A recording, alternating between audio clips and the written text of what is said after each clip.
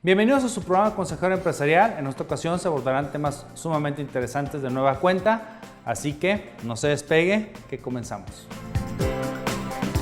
PBE Consultores, cuidamos tu negocio con calidad. Presenta.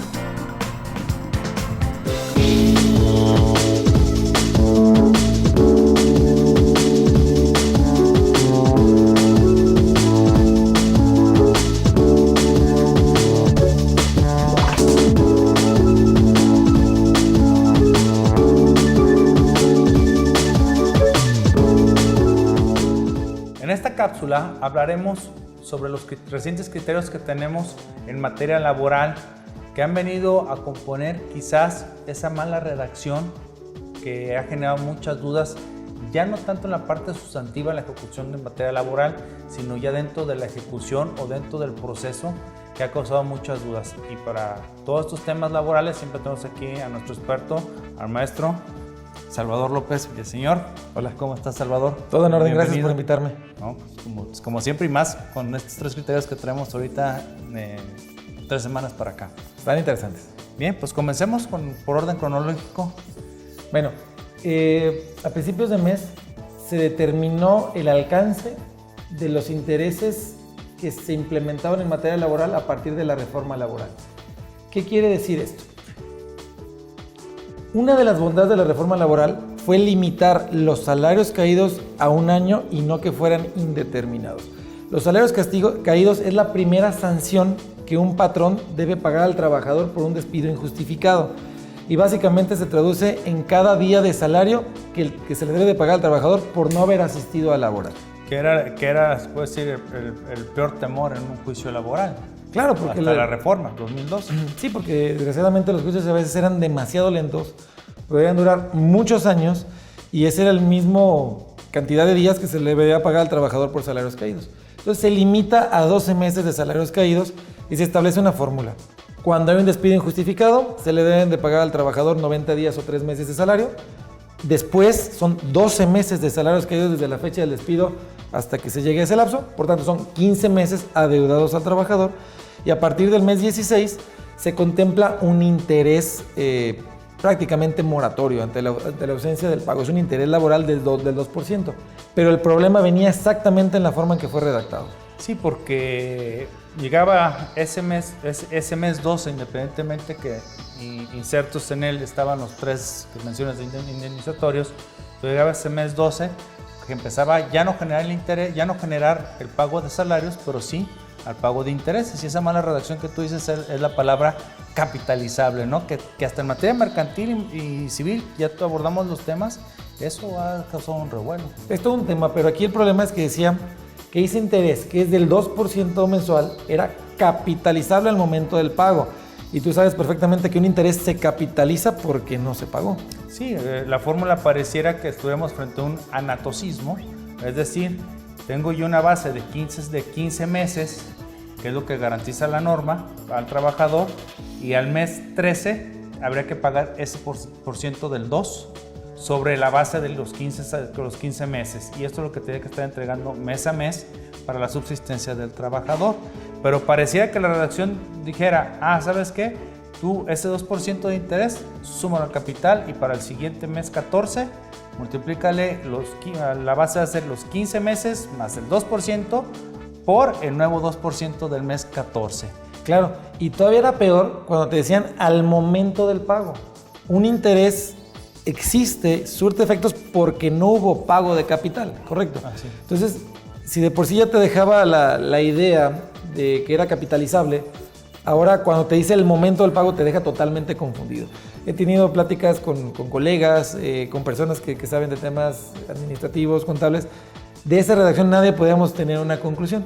Finalmente existe una conclusión y esa conclusión se aleja un poco de la literalidad, pero afortunadamente ya nos dice qué norma debemos de seguir. El criterio, este criterio me gusta porque deja patente realmente por qué esa acotación a los 12 meses, puesto que no solamente es proteger al trabajador en sí como individuo, sino siguiendo los principios de trabajo digno y trabajo decente que trae la Organización Internacional de Trabajo.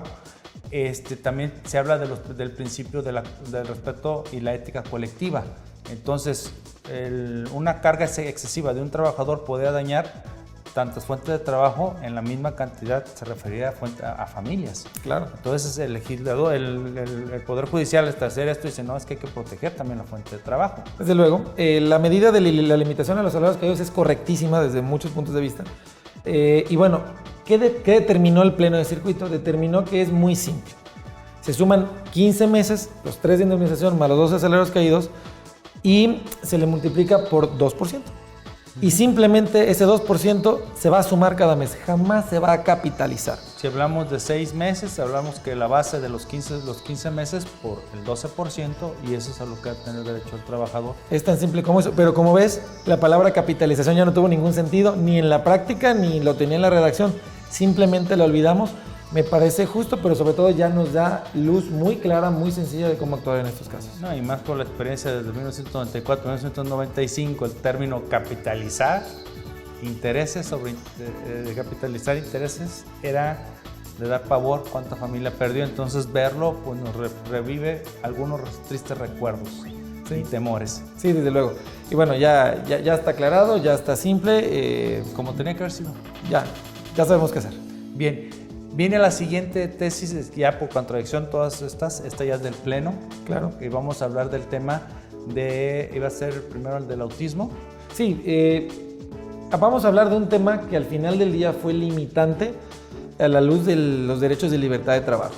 Y este proviene de una norma que expide nuestro presidente en el 2015 que tiene que ver con algunas regulaciones muy particulares de las personas que tienen lo que le llaman el síndrome del espectro autista, ¿no? Normalmente les llamamos que son personas con autismo, el nombre oficial es otro. Y en esa ley especial federal, es decir, general para toda la República, se determinó que las personas que tenían el espectro autismo deberían tener un certificado de habilitación para poder ser empleados en un trabajo. Y bueno, esto implica que cuando no tenías el certificado de habilitación para desempeñar el trabajo, se te podía negar la oportunidad. A la luz de la regulación constitucional del derecho del trabajo, a la luz de la Ley Federal del Trabajo, esto se ha determinado que es inconstitucional, que no le debes de pedir ese certificado de habilitación, que yo entiendo que la idea de ese certificado era establecer bajo qué parámetros podía trabajar esa persona, que definitivamente puede tener algunas limitaciones. Sin embargo, también se consideró que esto puede ser discriminatorio, estigmatizante para el empleado que dependa de un certificado de un tercero para desempeñar un trabajo común. Bien, Salvador, vamos a un pequeño corte para concluir con esta tesis y todavía nos queda una más. Excelente. Bien, no se retire, continuamos después de este bloque de comerciales. En todo lugar, en todo momento, Eximex te acompaña. Nuestra nueva app JobSearch permite a los usuarios de dispositivos móviles disfrutar todas las prestaciones y servicios de nuestra empresa. Aplica los exámenes, revisa las vacantes y sube tu currículum. Eximex JobSearch. Si buscas trabajo, tu mejor herramienta. Grupo Cinec, innovación en el desarrollo humano. En un mundo globalizado en el que se busca solidez para alcanzar sus objetivos, es necesario contar con grandes equipos de trabajo para obtener soluciones. En Grupo Cinec encontrará al aliado que le ayudará a dedicarse a realizar sus competencias clave, aumentando sus utilidades y eficiencia.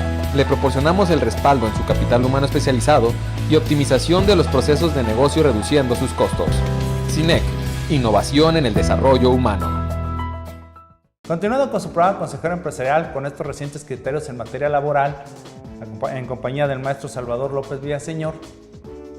Salvador, estabas hablando antes del corte de la discriminación que puede sufrir este tipo de personas con una característica especial y sobre todo una regulación de forma para poder trabajar. Sí, este criterio es afín con otros que han sucedido en otras materias en donde determinan que la regulación de cierto tema puede ser violatorio de un derecho fundamental. En este caso, el derecho fundamental es la libertad de trabajo y determinan que la regulación de ese certificado de habilidades prácticamente para la persona que sufre del espectro autista de verdad puede ser una limitante para su empleo, puede ser una causa para que no lo contrate, ¿no? Entonces, entiendo la idea de regularlo, entiendo la idea de exigirle a una persona hasta el punto de sus capacidades, pero también entiendo que nuestra autoridad judicial, la máxima autoridad judicial, está teniendo una tendencia en donde cada vez que algo le suena a que estamos limitando derechos fundamentales, va a ser rígido en su prohibición. En este caso fue la determinación de inconstitucionalidad de una norma federal. Es interesante porque, digo, todo lo que viene a ser el acuerdo transpacífico también tiene mucho que ver porque está buscando en apariencia estabilizar la cuestión laboral. Hay muchas aristas en ese tema. Ahorita con la justicia cotidiana vemos algunas propuestas que también me gustaría que próximamente nos acompañaras para tocar ese tema. Hay muchos, sobre todo los sindicatos y la desincorporación de las juntas locales de conciliación y los tribunales, etcétera. Sacar para la siguiente. Salvador, perdón por el mensaje, es una advertencia de lo que vamos a ver próximamente. Y Salvador, la siguiente tesis fue pues, por teléfono, me la platicaste y me quedé así sorprendido, puesto que habla de la ponderación que puede hacer, la consideración que puede hacer un juez para poder decretar una medida para subsistencia del trabajador. Sí, bueno, para que la gente que nos ve comprenda el antecedente, históricamente la ley de amparo, la anterior y la actual, han manejado un concepto que se llama subsistencia y tiene como plataforma el hecho de que un trabajador hubiera ganado en la primera instancia, es decir, ante la Junta, un proceso laboral. Es decir, hubieran determinado en un caso común que sí fue despedido injustificadamente. Y entonces, en ese caso, el patrón se va al juicio de amparo diciendo, no es justo. Bueno, se admite el amparo, pero la ley de amparo permite que el trabajador pueda obtener un pago por parte del patrón de hasta 6 meses de salario para lo que se le entiende como su subsistencia. ¿Okay? Lo curioso es que, de inicio, el trabajador probablemente tenía ese problema desde que inició el juicio laboral, no necesariamente a partir de la promoción del amparo.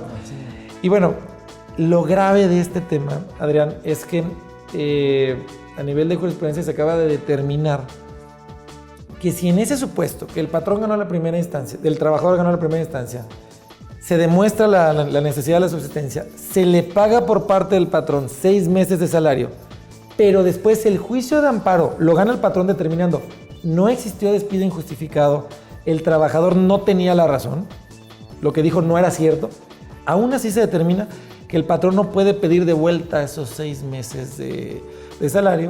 Hace una analogía a una tesis de alimentos, que necesariamente la tesis de alimentos tiene que ver con familia. Definitivamente es una relación laboral, no una relación familiar. Y te dice, bueno, la pagaste y no te la vamos a devolver. Me parece muy grave porque en este caso es muy claro que el trabajador no acreditó su dicho. Es muy claro que el patrón tenía la razón y que aún así le costó 6 meses, que para él es un regalo. Y se presta a otras situaciones medio corruptas que ahorita también voy a especificar. Nomás un punto para cerrar esta tesis, Salvador. ¿Hasta dónde es este alcance? Ahorita me llamó la atención el comentario. ¿Qué tal si no se acreditó el despido injustificado y pues ahí está su fuente de trabajo para que se reincorpore? Pero ¿qué tal si no acreditó la relación de trabajo? Igual. Es que en cualquier caso es grave, porque implica que el trabajador oficialmente mintió, que el trabajador no dijo la verdad y que quedó acreditado ante el gobierno que el trabajador no dijo la verdad. Aún así, se va a quedar con 6 meses. Pero fíjate lo más preocupante, Adrián, voy a platicar casos verdaderos sin apuntar a nadie, ¿no? Hay ciertos grupos de abogados que no actúan con ética, que tienen un grado de manejo, de control de las autoridades, de algunos funcionarios que eventualmente se prestan a esto. Y es bastante común que teniendo los asuntos laborales, esos abogados, en las autoridades que quieren tenerlos, aumenten condiciones de salario. ¿Para qué? Con la única intención de tener un laudo grande, porque se creen con la confianza y el control para obtener ese laudo. Muchas veces es cierto. Ya no importa tanto la defensa del patrón. Si verdaderamente en ese momento ese abogado tenía las posibilidades, solamente juega a ganar la primera instancia sabiendo que va a perder el amparo y que eso le van a representar 6 meses libres de polvo y paja sin retorno y a cargo del patrón, que en este caso pues no tenía por qué pagarlos. Y esa es una realidad cotidiana que vivimos los abogados litigantes. No digo que suele pasar, pero definitivamente pasa en algunos de los casos y de forma gravísima. Son esas atenciones que debe poner el Poder Judicial, porque parecía hasta contradictorio, ¿no? Por un lado quiere cuidar las fuentes de empleo y por otro lado parece que afloja un poco y permite pues, quizás un abuso del propio contenido de esta tesis. Sí, la verdad entiendo la idea de contemplar la figura, pero se manipula y yo creo que es responsabilidad del gobierno dar una buena plataforma, oportunidades de buenos empleos a las personas. Si este trabajador tiene la necesidad de subsistir, quiero pensar que es porque no ha conseguido empleo, y eso no creo que sea una responsabilidad directa de un patrón que no lo despidió y que además demostró en un juicio que no lo despidió. Sí, está delicado. Y bien, para cerrar, Salvador, ¿vas a hacer un comentario adicional? Bueno, me refería a este tema gravísimo Ya te hice repetir no, que al final del día se fomentan prácticas que queremos evitar. Esa es la realidad. Y bueno, pues tenemos ahorita lo del 28 de abril, la justicia cotidiana, que muchos le criticamos algunas áreas, pero la esencia, hay algunas cosas, quizás unas cosas que pueden reparar, porque parece que estamos siendo retrógradas con algunos criterios y esas viejas prácticas vuelven a revivir, remasterizadas, ya son la versión 2.0. Aquí tenemos 3 criterios. Uno que corrige a la norma, muy mal redactada, ya le da un sentido, entiendo que lo haya hecho la jurisprudencia. Otro criterio que defiende férreamente lo que es el derecho fundamental a trabajar y lo defiende bien, lo defiende de una forma que a mí mismo me impacta. Y el otro que parece que mete freno de mano, parece que es atemporal, que es de otro momento y que le carga una responsabilidad de pago a alguien que no la tiene que cargar. Y se le da con la mano en la cintura, cuando a mí me parece que si al final del día el patrón había ganado el asunto, hay un responsable. Y esa es la autoridad de primera instancia que debería tener una obligación de reembolso o alguna responsabilidad en ese sentido, ¿no? Y aquí nadie es responsable salvo el que no tuvo la responsabilidad. Pues bueno, Salvador, pues con esta actualización que nos diste de estos criterios, que había tiempo que no se juntaban así 3 seguiditos. Y pues bueno, Salvador, gracias por invitarme. Gracias por estar nuevamente con nosotros. Usted no se despegue, que continuamos. En todo lugar, en todo momento, Eximex te acompaña. Nuestra nueva app JobSearch permite a los usuarios de dispositivos móviles disfrutar todas las prestaciones y servicios de nuestra empresa. Aplica los exámenes, revisa las vacantes y sube tu currículum. Eximex JobSearch. Si buscas trabajo, tu mejor herramienta.